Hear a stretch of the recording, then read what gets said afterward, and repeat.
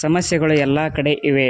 ನಮ್ಮ ಜೀವನದಲ್ಲಿ ಸಮಸ್ಯೆಗಳಿವೆ, ನಮ್ಮ ಊರಿನಲ್ಲಿ ಸಮಸ್ಯೆಗಳಿವೆ, ನಮ್ಮ ವ್ಯವಸ್ಥೆಯಲ್ಲಿ ಸಮಸ್ಯೆಗಳಿವೆ, ಸರ್ಕಾರಿ ಕಚೇರಿಗಳಲ್ಲಿ ಸಮಸ್ಯೆಗಳಿವೆ, ನಮ್ಮ ಶಾಲೆಯಲ್ಲಿ ಸಮಸ್ಯೆಗಳಿವೆ, ದೇಶದ ಅಭಿವೃದ್ಧಿಯಲ್ಲಿ ಸಮಸ್ಯೆಗಳಿವೆ. ಸಮಸ್ಯೆಗಳ ಬಗ್ಗೆ ಮಾತನಾಡುತ್ತಾ ಕುಳಿತುಕೊಳ್ಳುವುದರಿಂದ ಅವು ಪರಿಹಾರ ಆಗುತ್ತವೆಯೇ ಎನ್ನುವುದು ಒಂದು ದೊಡ್ಡ ಪ್ರಶ್ನೆ. ಸಮಸ್ಯೆಗಳ ಬಗ್ಗೆ ಯೋಚಿಸುತ್ತಾ ಕುಳಿತುಕೊಳ್ಳುವುದರಿಂದ, ಸಮಸ್ಯೆಗಳ ಬಗ್ಗೆ ಮಾತನಾಡುತ್ತಾ ಕುಳಿತುಕೊಳ್ಳುವುದರಿಂದ ಅವುಗಳು ಪರಿಹಾರ ಆಗುವುದಿಲ್ಲ. ಖಂಡಿತ ಪರಿಹಾರ ಆಗುವುದಿಲ್ಲ. ಸಮಸ್ಯೆಗಳಿಗೆ ಕಾರಣ ಏನು?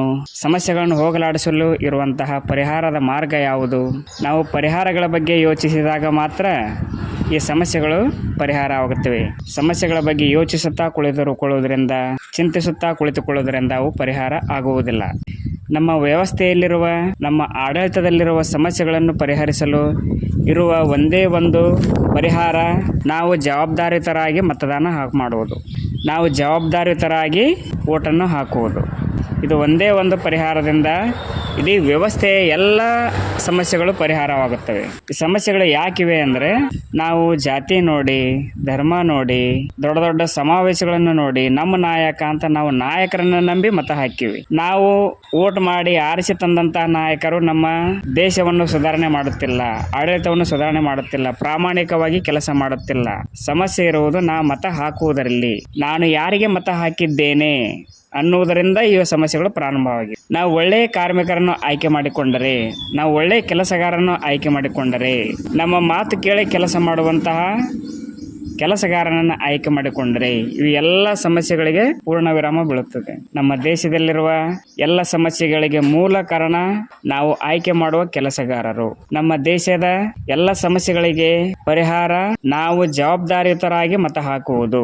ನಾವು ಜವಾಬ್ದಾರಿಯುತರಾಗಿ ಮತ ಹಾಕಿ ನಮ್ಮ ಊರಿನ ಸಮಸ್ಯೆಗಳನ್ನು ಪರಿಹರಿಸಲೇಬೇಕು ಅಂತ ಕಂಡೀಷನ್ ಹಾಕಿ ನಾವು MLAಗಳನ್ನ, MP ಗಳನ್ನ, ಪಂಚಾಯತ್ ಮೆಂಬರ್ಗಳನ್ನ, ಕಾರ್ಪೊರೇಟರ್ಗಳನ್ನ ಆಯ್ಕೆ ಮಾಡಬೇಕು. ಯಾವಾಗ ನಾವು ಸಾಮಾನ್ಯರನ್ನ ಆಯ್ಕೆ ಮಾಡ್ತೀವಿ, ನಮ್ಮ ಊರಿನ ಕೆಲಸಗಾರನ ಆಯ್ಕೆ ಮಾಡ್ತೀವಿ, ಅವಾಗ ಮಾತ್ರ ಎಲ್ಲ ಸಮಸ್ಯೆಗಳಿಗೆ ಪೂರ್ಣ ವಿರಾಮ ಬೀಳುತ್ತೆ. ಆಯ್ಕೆ ಮಾಡೋದು ಅಷ್ಟೇ ಅಲ್ಲ, ಕೆಲಸ ಮಾಡ್ತಿದ್ದನೋ ಇಲ್ಲೋ ಅಂತ ಗಮನಿಸ್ತಾ ಇರ್ಬೇಕಲ್ಲ. ಕೆಲಸ ಮಾಡದಿದ್ರೆ ಆ ಹುದ್ದೆಯಿಂದ ಕೆಳಗಿಳಿಬೇಕಂತೇಳಿ ಕಂಡೀಷನ್ ಹಾಕಿ ಮತ ಹಾಕ್ಬೇಕು. ಅವ್ರು ಕೆಲಸ ಮಾಡದಿದ್ರೆ ನಾವು ಆಯ್ಕೆ ಮಾಡಿದಂತಹ ಜನಪ್ರತಿನಿಧಿಗಳು, ಪಂಚಾಯತ್ ಮೆಂಬರ್ಗಳು, MLAಗಳು, MP ಗಳು, ಕಾರ್ಪೊರೇಟರ್ಗಳು ಕೆಲಸ ಮಾಡದಿದ್ರೆ ಆ ಹುದ್ದೆಯಿಂದ ಇಳಿತೀನಿ ಅನ್ನುವಂಥ ಕಂಡೀಷನ್ ಹಾಕಿ ನಾವು ಅವರನ್ನು ಆಯ್ಕೆ ಮಾಡಬೇಕು. ನಾವು ಯಾವಾಗ ನಾವು ನಮ್ಮ ಊರಿನ ಸುಧಾರಣೆಯನ್ನು, ನಮ್ಮ ದೇಶದ ಸುಧಾರಣೆ, ನಮ್ಮ ಸಮಾಜದ ಸುಧಾರಣೆಯನ್ನು, ಆ ಸುಧಾರಣೆ ಜವಾಬ್ದಾರಿಯನ್ನು ನಾವೇ ತೆಗೆದುಕೊಂಡು ನಮ್ಮ ಸರ್ಕಾರದಲ್ಲಿರುವ ಜನಪ್ರತಿನಿಧಿಗಳಿಂದ ನಾವೇ ಕೆಲಸ ಮಾಡಿಸಿಕೊಳ್ಳಬೇಕು. ಇದರಿಂದ ಮಾತ್ರ ನಮ್ಮ ದೇಶದಲ್ಲಿರುವ ಎಲ್ಲ ಸಮಸ್ಯೆಗಳು ಪರಿಹಾರ ಆಗುವುದಕ್ಕೆ ಸಾಧ್ಯ ಆಗುತ್ತೆ. ಮತ್ತೇನೋ ಕೆಲಸಗಾರನ ಆಯ್ಕೆ ಮಾಡೇವಿ ಅಂತ ಕೈ ಬಿಟ್ಬಿಟ್ರೆ ಮತ್ತೆ ಅವರು ನಮ್ಮ ಸಮಸ್ಯೆಗಳ ಬಗ್ಗೆ ನಿರ್ಲಕ್ಷ್ಯ ವಹಿಸುವ ಸಾಧ್ಯತೆ ಇರುತ್ತೆ. ಹೀಗಾಗಿ ನಮ್ಮ ಕೆಲಸಗಾರನ ಆಯ್ಕೆ ಮಾಡುವಂತ ಜವಾಬ್ದಾರಿನ ನಾವೇ ತೆಗೆದುಕೊಳ್ಬೇಕು. ಸರ್ಕಾರದಲ್ಲಿರುವಂತಹ ಜನಪ್ರತಿನಿಧಿಗಳನ್ನು ನಾವೇ ಆಯ್ಕೆ ಮಾಡೇವಿ, ಹೀಗಾಗಿ ಅವರಿಂದ ಕೆಲಸ ಮಾಡಿಸಿಕೊಳ್ಳುವುದು ಕೂಡ ನಮ್ಮದೇ ಜವಾಬ್ದಾರಿ. ಯಾಕೆಂದರೆ ಪ್ರಜಾಪ್ರಭುತ್ವದಲ್ಲಿ ಪ್ರಜೆಗಳೇ ಯಜಮಾನರು, ಪ್ರಜೆಗಳೇ ಮಾಲೀಕರು ಅಂತೈತಿ. ಮಾಲೀಕರಾಗಿ ನಾವು ಕೆಲಸ ಮಾಡಿಸಿಕೊಳ್ಳದಿದ್ರೆ ಅವ್ರಿಗೆ ಸರಿಯಾಗಿ ಕೆಲಸ ಮಾಡೋದೇ ಇಲ್ಲ. ಹೀಗಾಗಿ ನಾವು ಈ ದೇಶದ ಮಾಲೀಕರಾಗಿ, ಜವಾಬ್ದಾರಿತ ಪ್ರಜೆಗಳಾಗಿ ವ್ಯವಸ್ಥೆಯ ಸುಧಾರಣೆಯ ಜವಾಬ್ದಾರಿಯನ್ನು ನಾವೇ ತೆಗೆದುಕೊಂಡು ನಮ್ಮ ಕೆಲಸಗಾರರಿಂದ ನಾವು ನಿಂತು ಕೆಲಸ ಮಾಡಿಸ್ಕೊಳ್ಬೇಕು. ನಮ್ಮ ಊರಿಗೆ ಏನೇನು ಸುಧಾರಣೆಗಳು ಬೇಕು ನಾವೇ ಕೆಲಸ ಮಾಡಿಸ್ಕೊಳ್ಬೇಕು.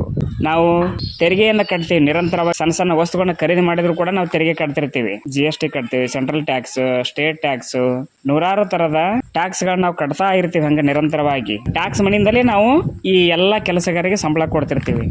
ನಮ್ಮ ತೆರಿಗೆ ದುಡ್ಡಿನಿಂದ ಅವರು ಸಂಬಳ ತಗೊಂತಿರ್ತಾರ. ಹೀಗಾಗಿ ಮಾಲೀಕರಾಗಿರುವ ನಾವು, ಪ್ರಜಾಪ್ರಭುಗಳು, ಜವಾಬ್ದಾರಿತ ಮತದಾರರು, ಸರ್ಕಾರದಲ್ಲಿರುವ ಎಲ್ಲ ನೌಕರರಿಂದ, ಎಲ್ಲ ಕೆಲಸಗಾರರಿಂದ ಜವಾಬ್ದಾರಿತರಾಗಿ ಕೆಲಸ ಮಾಡಿಸಿಕೊಳ್ಳುವುದರಿಂದ ಮಾತ್ರ ನಮ್ಮ ಎಲ್ಲ ಸಮಸ್ಯೆಗಳಿಗೆ ಪೂರ್ಣ ವಿರಾಮ ಬೀಳುತ್ತದೆ. ಹೀಗಾಗಿ ನಾವು ಜವಾಬ್ದಾರಿತ ಮತದಾರರಾಗೋಣ, ನಮ್ಮ ದೇಶದ ಎಲ್ಲ ಸಮಸ್ಯೆಗಳನ್ನು ಕೂಡ ಪರಿಹರಿಸಿಕೊಳ್ಳೋಣ. ಧನ್ಯವಾದಗಳು. ಉತ್ತಮ ಪ್ರಜಾಕೀಯ ಪಕ್ಷ. ಪಕ್ಷ ನಿಮ್ಮದು, ಅಧಿಕಾರವು ನಿಮ್ಮದು. ಪ್ರಜಾಪ್ರಭುತ್ವದಲ್ಲಿ ಜನರೇ ಯಜಮಾನರು. ನಾಯಕರನ್ನು ನಂಬಿ ನಿರಾಶರಾಗಬೇಡಿ. ವಿಚಾರಕ್ಕೆ ಮತ ನೀಡಿ ನಿಮ್ಮ ಊರಿನ ಕೆಲಸ ಮಾಡುವ ಕಾರ್ಮಿಕರನ್ನು ನೇಮಿಸಿಕೊಳ್ಳಿ.